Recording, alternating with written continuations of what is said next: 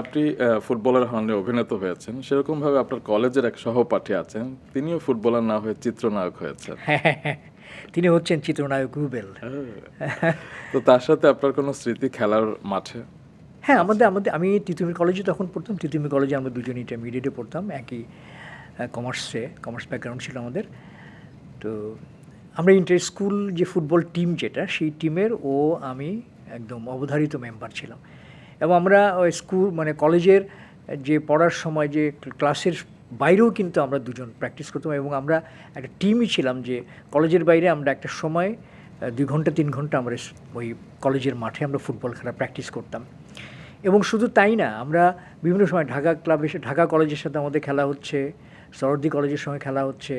এই যে খেলতে যাওয়া, এই ইয়েগুলো দুজনে একসাথে আমরা ইয়ে করতাম। ও ছিল স্ট্রাইকার, আমিও স্ট্রাইকার, এবং দুজনের মধ্যে খুব চমৎকার একটা আন্ডারস্ট্যান্ডিং ছিল। মানে হয় না যে তৈরি করে দেয়া গোল দেওয়ার জন্য, ও যেমন আমাকে তৈরি করে দিত, আমিও ওকে তৈরি করে দিতাম।